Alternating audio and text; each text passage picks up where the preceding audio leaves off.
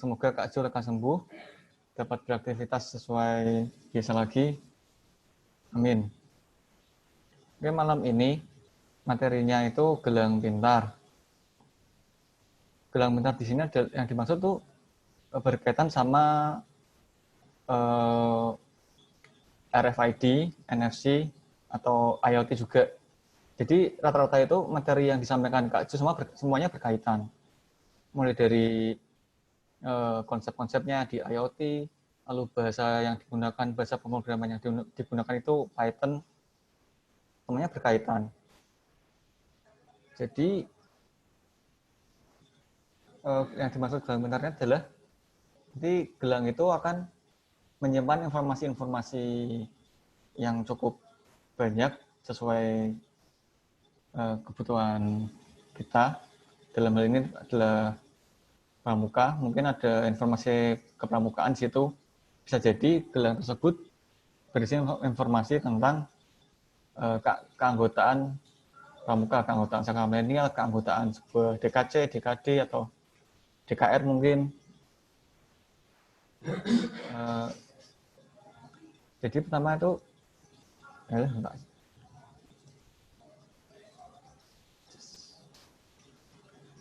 kita lihat dulu gelang pintar ini nanti akan menggunakan teknologi RFID.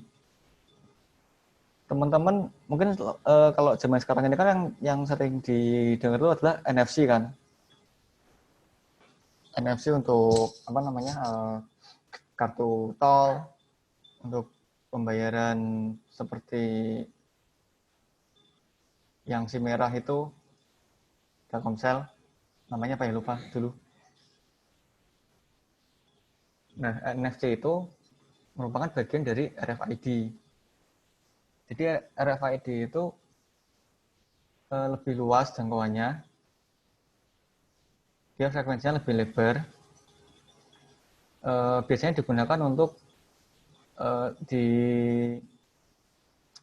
apa namanya pendataan aset-aset di gudang itu bisa yang maju itu sudah pakai RFID. Jadi barang-barang itu cukup ditempeli sebuah tag atau penanda. Nanti barang-barang itu akan melewati sebuah gerbang yang memancarkan sinyal radio, kemudian akan terdata langsung otomatis tanpa perlu kita scan barcode manual kayak di supermarket itu.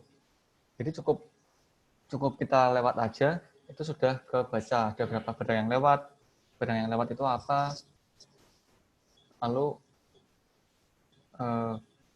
tipenya apa saja gitu. Nah kalau di NFC itu ini agak gede ya. Dia beroperasi pada frekuensinya HF di RFID. RFID ini kan ada range frekuensinya sekian ini, dari low frekuensi, high frekuensi, sama ultra high frekuensi.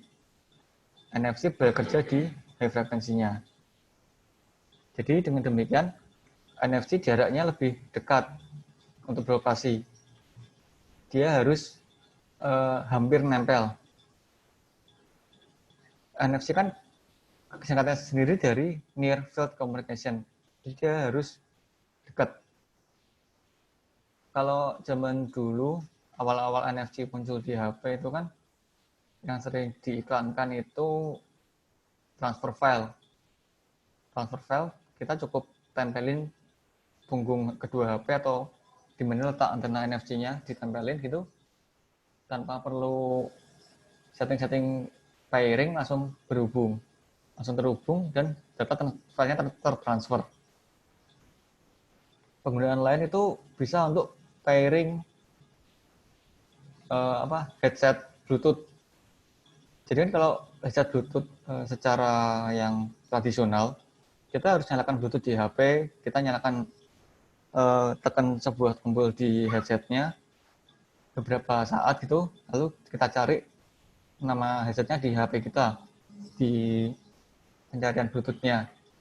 Dengan NFC, kita cukup nyalakan NFC di HP, lalu tempelkan letak antena NFC itu di tag NFC yang ada di headsetnya.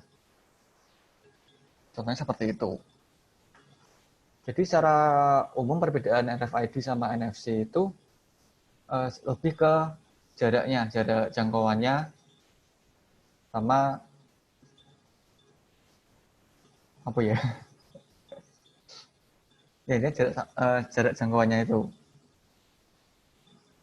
Di bawahnya juga ada sebuah fakta, tapi ini agak lama sih ya datanya, ini data tahun 2015 kalau nggak salah. 9 dari 10 HP membuat HP itu sudah ada NFC-nya. Jadi HP-HP yang sekarang sudah banyak yang terpasang NFC-nya. Gitu. Terus berikutnya langsung masuk ke materinya Kak Jo. Ini materi ini sebenarnya untuk keseluruhan materi ada di YouTube-nya Sakamel Jateng. Ini ada potongan sekitar 10 menit yang menjelaskan tentang gelang pintar. Kita simak dulu ya. Kalau misalkan nanti gambar atau suaranya kurang jelas bisa di chat gitu.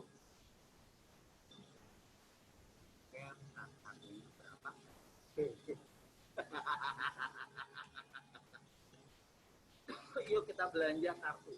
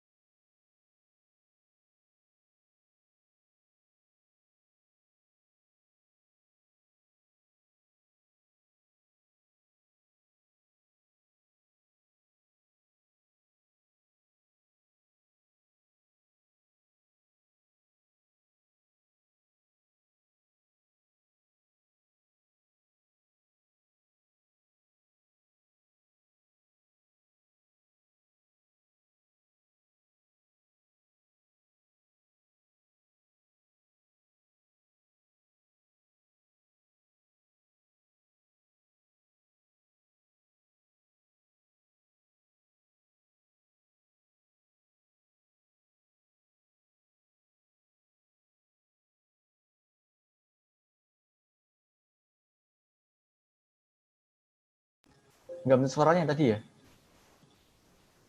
Oke. Ada Kak. Sorry. Belum tak centang.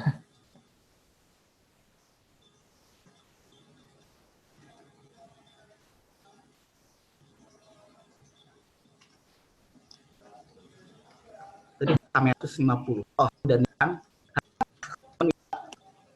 Sekarang muncul nggak? berapa harga kartu kita? Halo Kak.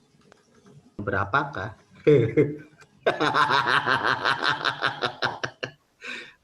Yuk kita belanja kartu. Tes. Berapa harga kartu kita?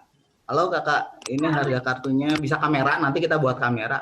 Harga kartunya berapa? Teman-teman bisa lihat di sana harganya berapa juta?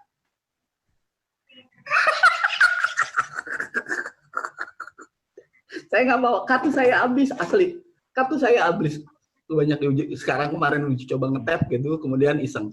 Harganya cuma 1.150, kebayang kakak punya satu gugus depan, kemudian bikin di gugus depan itu kartu, itu harganya cuma 150 dan dia bisa ngetap, bisa kontrol, jadi sebelum masuk ke kelas kita ketap. Ngetap, oh hadir dia nih. Ini IoT ya Pak, 1.150. Merah. Ya Kak, itu satu alternatif. Yang kedua pakai kamera. Kameranya kita bisa buat. Kameranya tadi harganya berapa? Tadi kameranya berapa tuh harganya? Harganya sekian, 40.000. Si kartu ini butuh namanya RFID. RFID untuk nge-read. Takutnya nanti ada yang iseng pakai IKTP. Biar bedain antara KTP kita dengan punya gugus depan. Atau punya, ya saya memang harus nakalnya di pangkalan sih. Harus nakalnya di pangkalan. Namanya gelang. Nah, sekarang itu gelang RFID. Ah, my God. Oke, harganya 15.000-an emang. Cari yang warna coklat. Oh, ada yang warna coklat Kak? Ada Kak? Ada yang coklat Kak? Kakak, ini adalah alat untuk ngelihat, ngukur pakai ini pakai ngebaca pakai namanya ini. RFC 522. RFC 522, men. Harganya harga RFC-nya adalah 26.000. Bisa dibuat di pangkalan bareng-bareng. Kalau udah jadi satu nih, udah semua pangkalan misalkan Sakamel ini se-Jawa Tengah bikin aja udah gampang. Copy paste selesai running. Pakai ini jadi dia nempel di asli bener alat habis semua. Karena pandemi jadi nggak bisa nyari duit lagi. Jadi ya, ini caranya nih. Atau pakai ini, atau ini pakainya pakai gelang. Oke. Kak, kira-kira enakan pakai gelang pakai kartu nggak? Kardo. Keren banget, Cin. Gitu di tengah-tengahnya pakai tulisan Saka Milenial. Kartu anggotanya mana? Ini, Kak. Kartu anggotanya ini.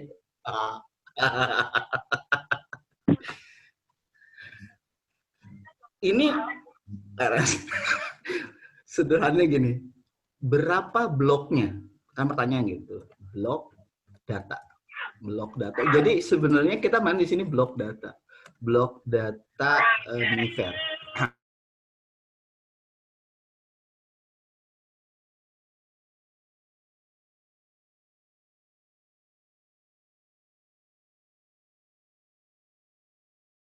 Uh, 5-12 kilo lah. 5-12 kilo. Oke. Nah, breakout-nya nggak ada sih. Jadi kita akan pelajarinya adalah gimana cara ngoding di dalam ada 4 kilo cut, 32 sektor, 4 blok. Jadi gini, si kartu itu bisa dipecah. Si gelang ini bisa dipecah menjadi 4 bagian. Oke. Yang satu adalah data gugus depan. Satu, blok sekian. Blok sekian, blok 2 kita bisa isi data kuartir ranting. Blok 3 kita siap kuartir cabang. Blok 4 adalah kuartir daerah. Jadi gelang itu bisa dipakai sampai ke provinsi tanpa harus ngapa-ngapain.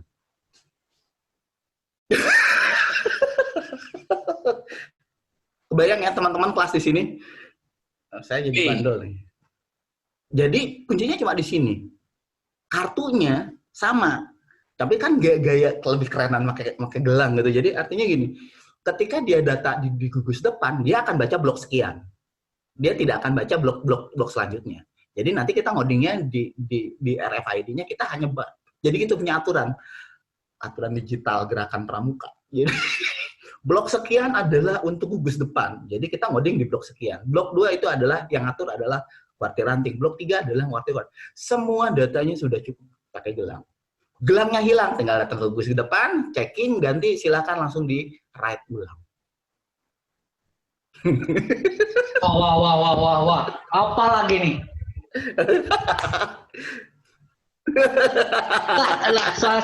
Aku kepikirannya kayak gini lah. Nih. Kalau ini yang kita pakai, kita nggak butuh buku SKU lagi.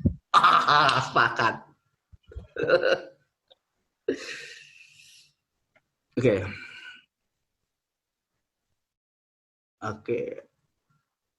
Oke, kartu Mifer yang murah ya, yang 512 kilo. Yang murahan aja lah, yang usah mahal-mahal. 512 kilo. Ini frekuensi sekian, ini 1K ya, 1K Mifer. 1K Mifer itu berarti tadi ada 2 blok. 2 blok, lumayan Pak ya, Kak. Itu kakak bisa nanti kita buatkan yang 1 blok itu bisa jadi untuk hadiran dia, yang 1 blok adalah untuk SKU. SKU itu nanti bentuknya digital.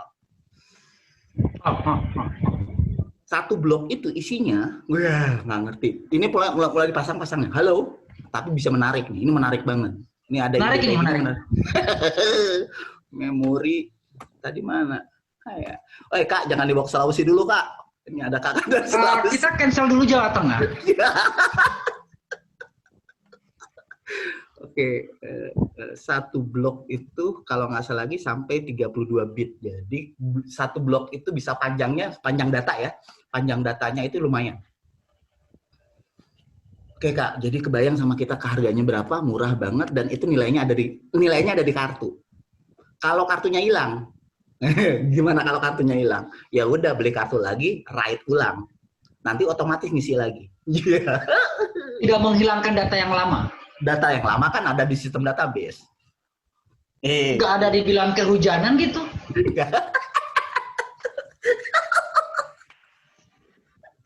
Oke. Anak-anakku habis lomba LT.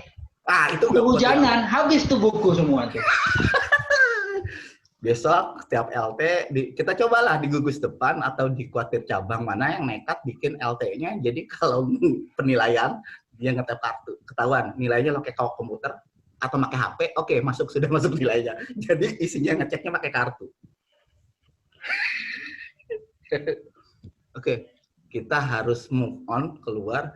Ada lagi pertanyaan yang biasanya suka pada berangkat ke hiking ke gunung, Kak.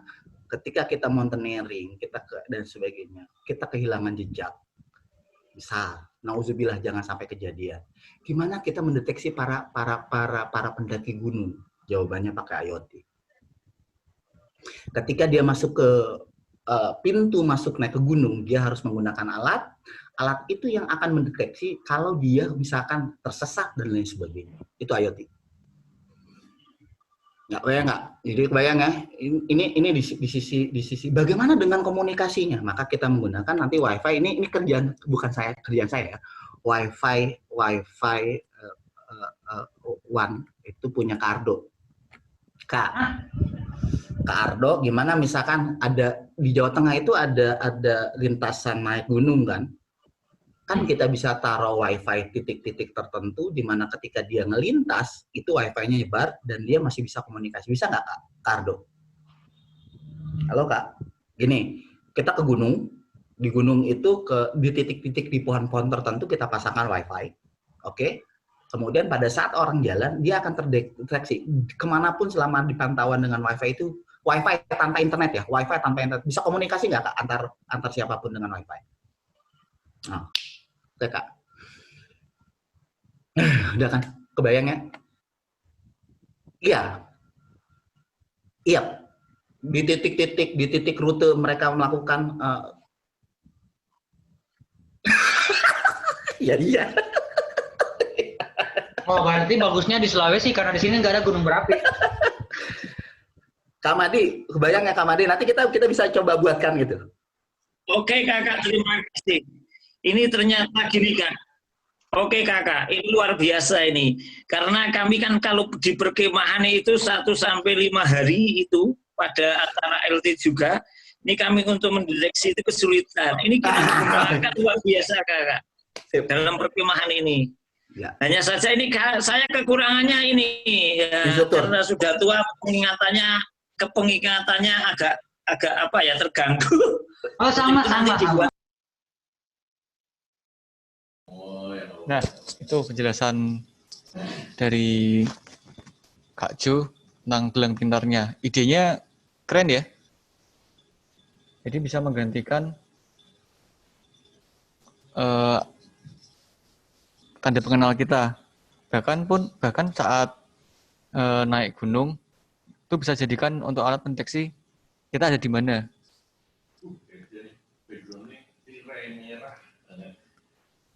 Jadi untuk pemanfaatannya bisa sangat luas sekali, bisa untuk macam-macam. Sama kan juga ada di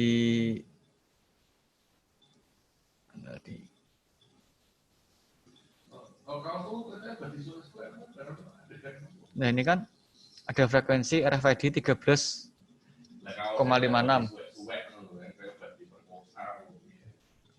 sama dengan frekuensinya NFC. Jadi kartu tadi atau gelang pintar itu dengan frekuensi yang sama ini cuma bisa untuk komunikasi jarak dekat. Itu. Terus apa lagi? Mungkin ada yang mau sharing?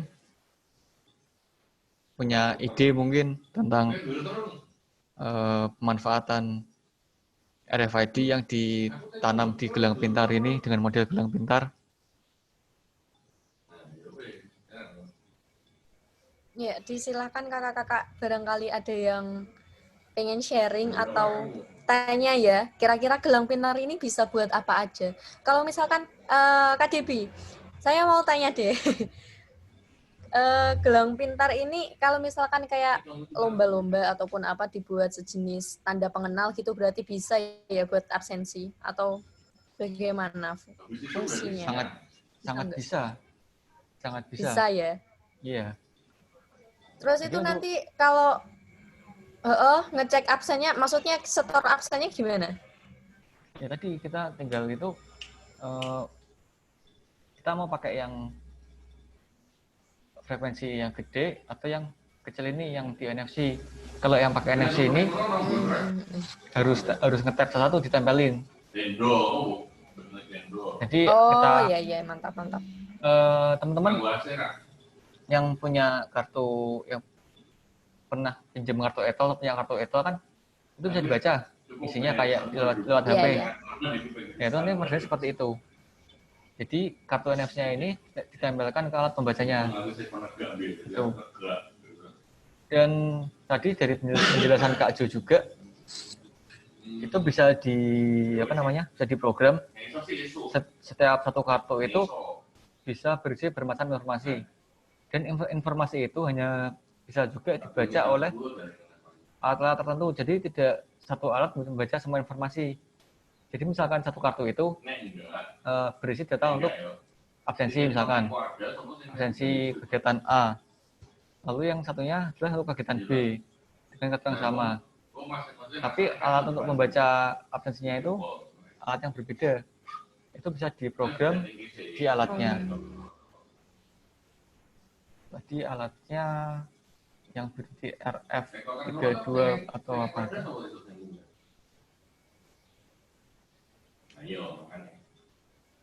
Sebenarnya si kartu ini butuh namanya RFID. RFID Kurang ya kalau kita bandingkan takutnya nanti sama ada yang ngisi KTP. ID card, belum kalungnya, belum apanya kayak gitu.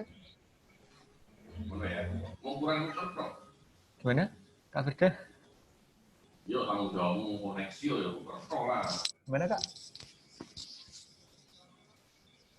Halo? Halo. Ya, gimana tadi? Iya, untuk apa tadi loh, biayanya juga nggak terlalu mahal gitu loh. Maksudnya masih standar lah. Iya, satu kartu kan tadi. Misalkan dibuat kegiatan. Ya, satu kartu kan tadi ya. Kalau gelang harganya ada harganya kan di sini. Nah, sekitar 15 ribuan harganya itu.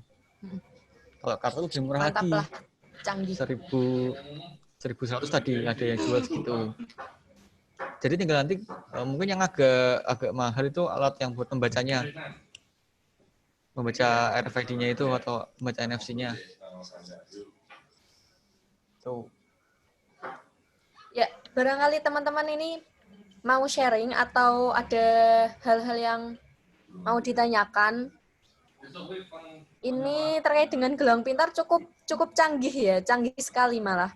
Barangkali ini mau tanya nih, bisa diimplementasikan di kegiatan apa ataupun dalam sistem apa nanti? Bisa ditanyakan sama Kak Debi dulu atau nanti bisa lanjut langsung ke Kak Jo-nya lewat Twitter-nya atau kontak personnya yang nanti akan dibagikan ya DB seperti itu ya. Silakan kakak-kakak, barangkali ada yang mau ditanyakan atau sekedar sharing. Ya, monggo Kak. Monggo. Silakan. Ya. Oke, ini langsung ya kan untuk apa namanya yang disampaikan tadi berkaitan dengan kartu pintar maupun gelang pintar. Itu kan kalau kita selama ini gunakan KTA kita itu kan masih sifatnya hanya sebatas kartu. Nah, nanti ke depannya itu apakah dari mungkin dari milenial atau dewan atau warga Jateng atau dari mungkin kuartir nasional yang nantinya akan meluncurkan kartu itu untuk nantinya bisa digunakan di setiap event. Jadi mungkin ketika nanti berkegiatan kartu anggota itu juga bisa untuk nantinya masuk di sebagai presensi kegiatan maupun sebagai nantinya ketika berkegiatan maupun seperti itu. Mungkin itu. Sangat mungkin sekali itu. Akan diproyeksikan seperti itu atau tidak seperti itu? Kalau dari teknologi itu sangat mungkin sekali. Tapi kalau untuk kedepannya dari Kuarnas, Kuarda, Kuarcap, dan lain-lain itu, monggo, mungkin Kak Firda yang bisa mengusulkan ke teman-teman di Pramuka, bisa diusulkan seperti itu. Ya. Jadi Kalau kan mungkin seperti kita ini adalah sebuah apa ya,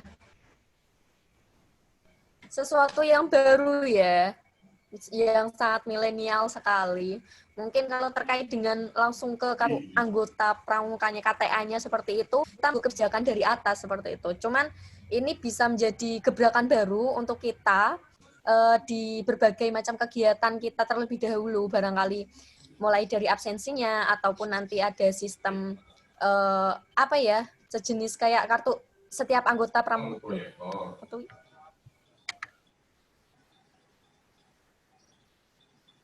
Mungkin untuk kegiatan-kegiatan di tahun mendatang setelah pandemi ini, harapannya kan ada kegiatan perkumpulan lagi.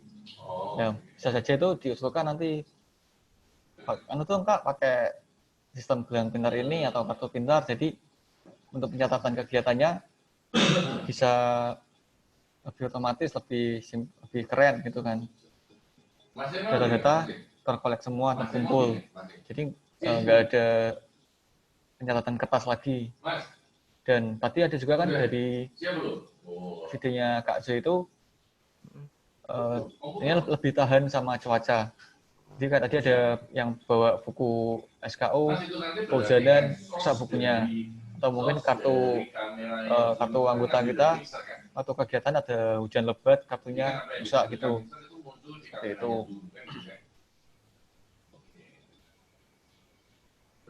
Tadi Kak Samsul, monggo, silakan. Oh, tanya apa Kak Samsul? Saya jawab yang saya tahu. Kalau kurang memuaskan nanti bisa tanya langsung ke ahlinya ular, Kak Jo.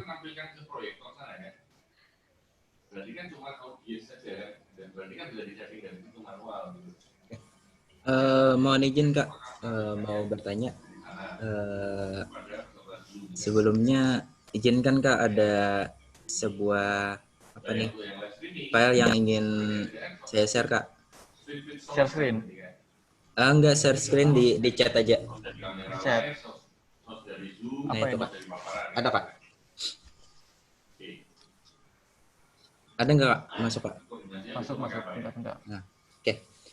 Sama pertanyaannya kayak tadi, permasalahan KTA nih Kak.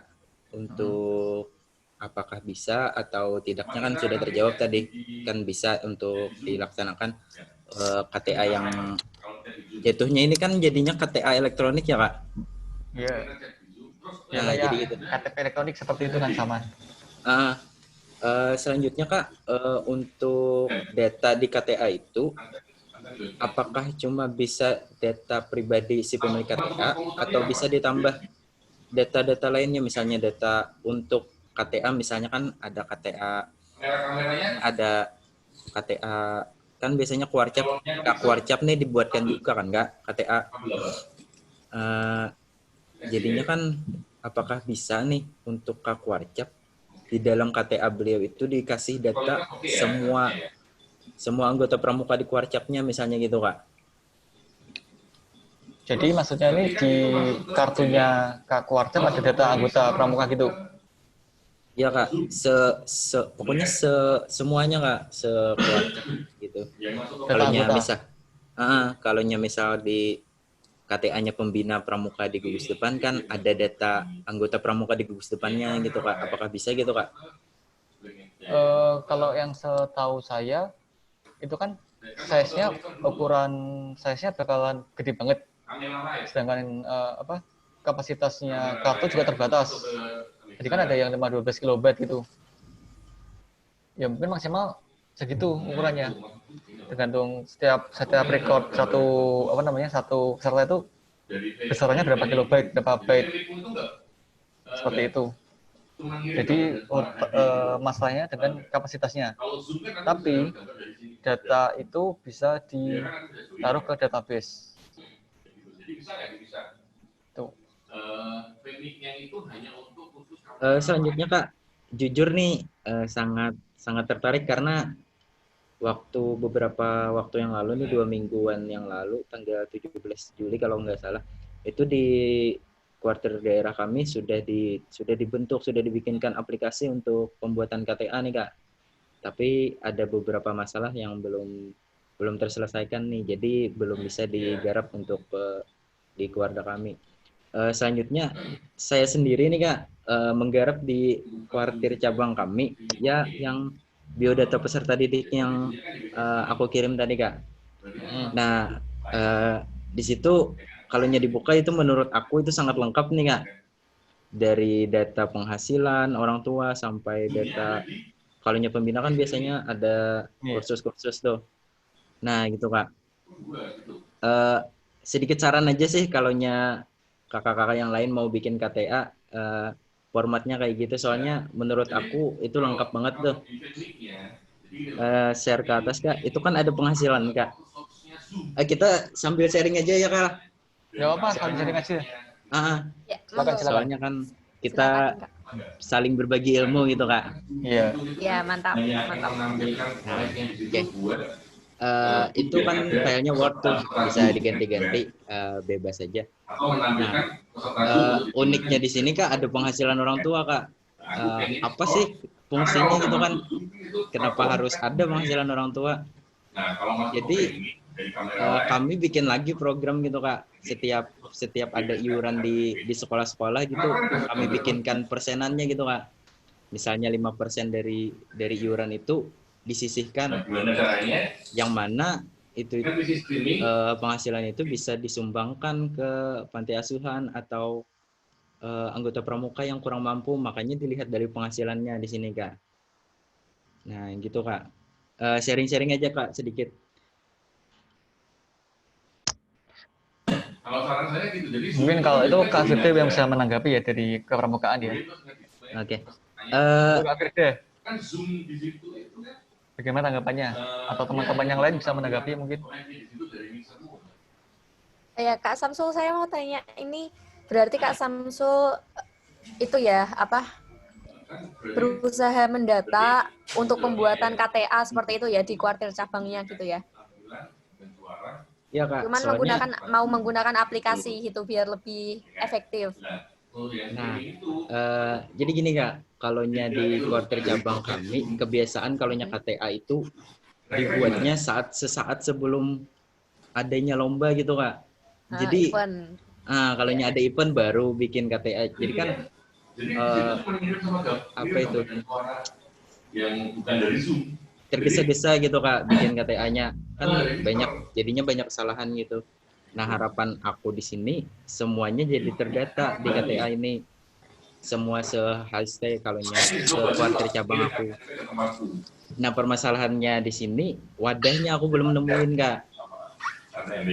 Wadah untuk ngumpulin datanya ini. Untuk sementara ini kami memanfaatkan Google Drive. Oh, betul. Nah, Kalau, jadi iya. Gimana nih Kak, kalau ada saran gitu untuk ngumpulin datanya kemana gitu kan? Kalau ada nih di beberapa kuartir cabang di Jawa Tengah itu menggunakan apa ya? Ada yang udah kedata lewat websitenya juga kayak gitu. Jadi setiap masih dalam proses juga sih Kak, masih dalam proses, belum lengkap. Tiap kuartir cabang itu ini udah kedata semua, cuman masih dalam proses juga. Setiap anggota pramuka ini akan didata dan akan dimasukkan ke websitenya masing-masing dalam tiap kuartir cabang, seperti itu kalau di kami. Tapi untuk KTA-nya tetap masih menggunakan kartu, karena itu kan kita akan menganut kebijakan dari Kuarnas ya. Barangkali nanti suatu saat nanti entah 2020 berapa, Kuarnas menurunkan kebijakan baru, ada jenis kayak kartu tanda anggota pramuka dengan gelang pintar kayak tadi ya, barangkali ya kan, seperti itu malah lebih enak juga ya kitanya nanti. Apa ini internet?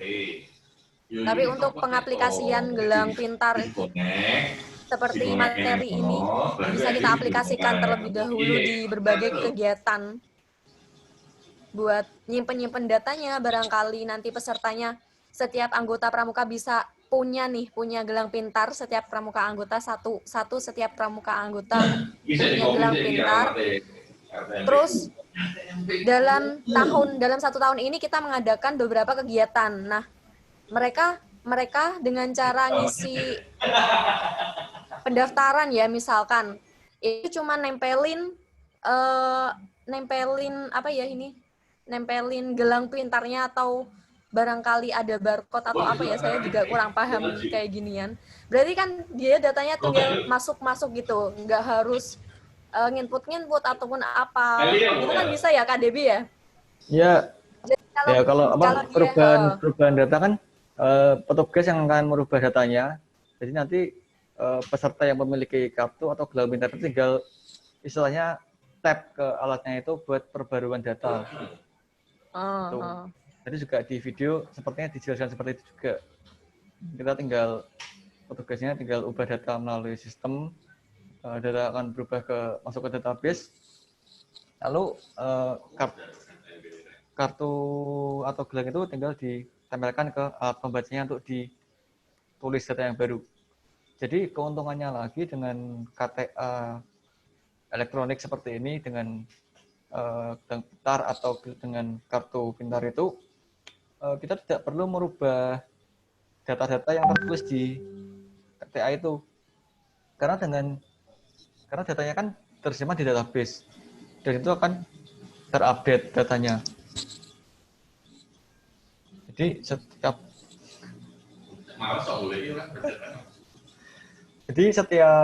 data dalam database berubah, data dalam KTA kita juga akan berubah. Tuh. Jadi kayak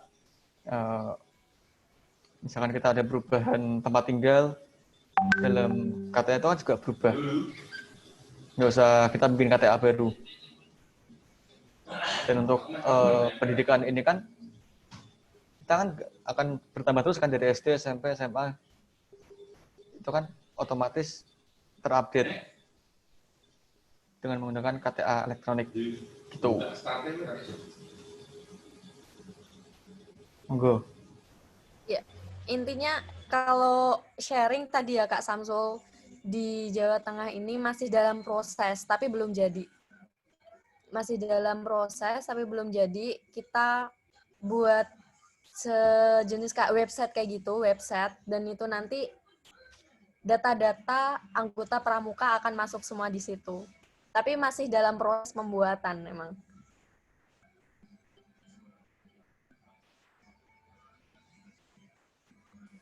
Oke Kak, kalau kita mau memanfaatkan kartu elektronik yang dijelaskan KDB tadi Kak, itu nyimpen datanya itu di mana tuh Kak? Soalnya aku nggak nangkep nih Kak tadi. Data pusatnya ada di database, di sistem ya, di aplikasi kan ada database-nya gitu. Nanti data dari database itu akan ditulis ke dalam kartu masing-masing. Nanti coba deh, nanti dilihat lagi videonya Kak Jo tadi. Oke Kak. Di video ini kan judulnya ini ada di YouTube-nya Saka Milenial. Jangan lupa di-subscribe. Oke. Itu kan dalam kartu itu bisa diubah-ubah datanya. Bisa dibagi-bagi juga per blok. Jadi blok 1 untuk data diri kita, blok 2 untuk kegiatan yang kita ikuti, dan blok seterusnya. Seperti itu. Jadi penyimpanan data utama ada di database-nya. Di kartu itu ada data pribadi milik masing-masing pemegang kartunya. Gitu Kak Samsul. Oh, ada yang mana cepat Kak, ada. Untuk alat men-scan kartunya itu yang kayak gimana ya Kak? Apakah lewat aplikasi atau gimana tuh? Ini salah satunya ini. Ini yang kalau kita mobil sendiri ya, seperti ini. Iya, iya. Tapi kalau misalkan contoh-contoh yang umum itu seperti kartu tol e-tol itu kan, itu bisa dibaca pakai aplikasi di HP yang sudah ada NFC-nya. Seperti itu contohnya. Ada juga contoh lain tuh kayak kunci pintu yang pakai kartu. Itu juga salah satu pemanfaatan NFC RFID gitu. Untuk alat bacanya seperti itu. Kalau mau bikin sendiri pakai ini bisa. Untuk cara-caranya nanti bisa berguru sama Kak Jo. Itu Kak Samsul. Makasih banyak Kak penjelasannya. Untuk kalau mau ingin hubungin Kak Jo kemana ya Kak? Soalnya kayaknya sangat mau nih aku belajar untuk membuatnya nih Kak. Kayak aku Ini bisa ke sini nih. Bentar Kak, aku screenshot. Oke. Bisa mention atau DM ke Andri Johandri Pythonesia.org atau ke websitenya Pythonesia.org. Halo?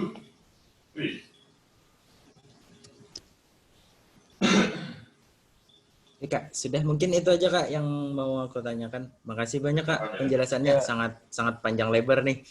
Makasih Kak, kurang panjang ini. Kalau Kak Jo mungkin bisa lebih panjang lagi penjelasannya. Itu settingannya di Femi apa? Bisa bagi Kak Samsul, senam lagi Kak? Ya kenapa Kak? Bisa bagi senam lagi? Iya dong, harus senam lagi kita dong. Ya, semangat. Tadi kurang banyak tuh anggota anunya peserta senamnya, cuma bertujuh kami. Selanjutnya Yang lain monggo. barangkali ada pertanyaan atau ada hal yang perlu di-share. Kak Riki mungkin mau tanya atau mau ditanyain?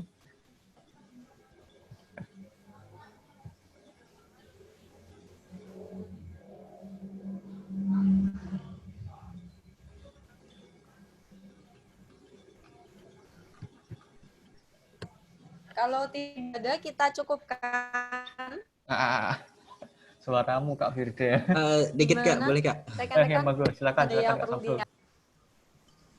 Untuk alat-alatnya tadi, apakah kalau kita mesan nih, apakah yang ngirimnya atau perusahaannya dari Indonesia atau dari luar negeri tuh Kak?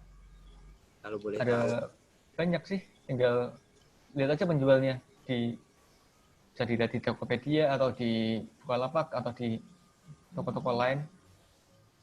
Kalau alat-alatnya sendiri spesifiknya saya juga kurang tahu pasti ya, kurang tahu banyak. Yang saya tahu yang dari Kak Jo ini, dari videonya Kak Jo itu. Oke, nanti aku cek. Ini ada RFC 522 itu untuk buat pembacanya, ada kartunya ini dari Tokopedia. Kalau Tokopedia biasanya kan dari Indonesia. Iya Kak. Kalau Shopee mungkin ada yang dari luar negeri gitu. Ini juga dari Tokopedia juga. Itu. Nanti itu tadi cuma potongan aja penjelasan tentang gelang pintarnya. Untuk alat-alat lainnya sebenarnya masih ada, kayak buat yang nyimpen sistemnya, yang buat kita masukin kodenya buat membaca seperti apa itu ada semua. Bisa dilihat dari awal videonya ini.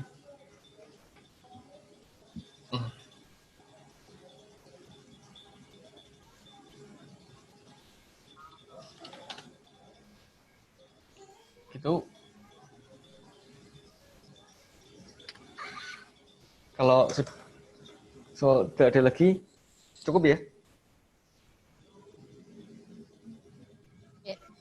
Sebelum berakhir, foto dulu seperti Masih biasa. ada pertanyaan, teman-teman?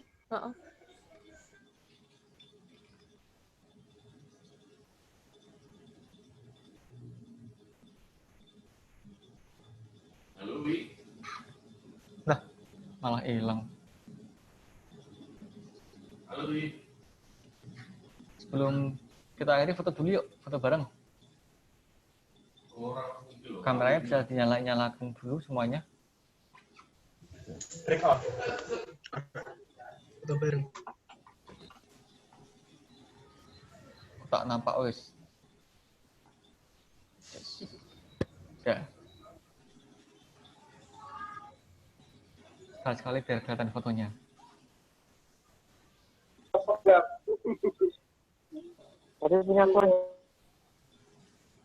Gaya apa ini, Mas? Pas foto dulu. Gaya biasa.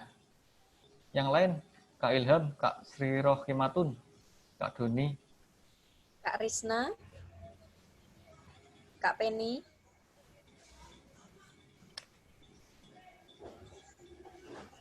kita foto sebelum tidur.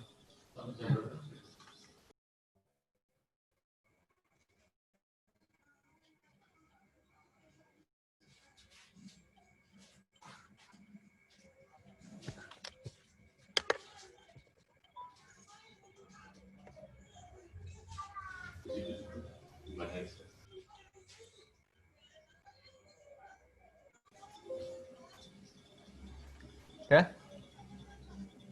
Yang lain mana nih?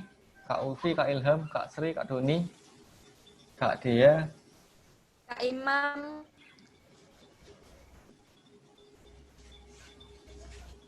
Kak Penny, Kak Ilham, Kak Ulfi. Bisa dinyalakan dulu kameranya, kita foto bersama.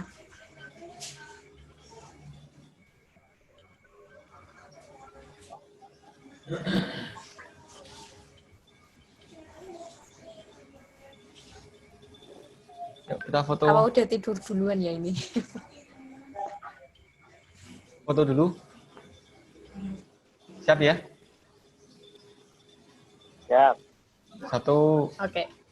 1, 2, 3. Yes. Sekarang mau gaya apa? Gaya apa Kak Firda? Gaya bebas, gaya bebas. Gaya bebas. Enggak gaya kupu-kupu. Bebas.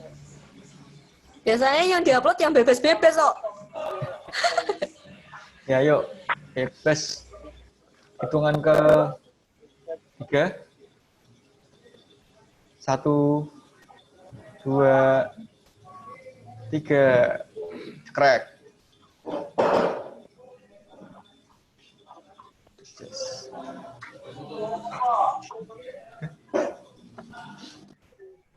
Oh ya, kakak-kakak, sebelum ditutup ada pengumuman. Habis ini ada room breakout lagi. Zoom. Ada breakout Zoom lagi. Siap. Saya linknya tak Siap. copy dulu. Linknya di chat ya, di kolom chat bisa di copy dulu. Bisa di copy dulu. Teman-temannya nanti kabari aja. Itu nanti jam 9 ya. Masih 20 menit lagi. Bisa buat makan malam dulu yang belum Siap, makan. Kak. Oke. Nanti juga akan ada di pengumuman di dashboard untuk link breakout Zoom-nya. Gitu dari saya cukup. Monggo Kak Firda. Ya, terima kasih Kak Debi sudah membantu mengantarkan materi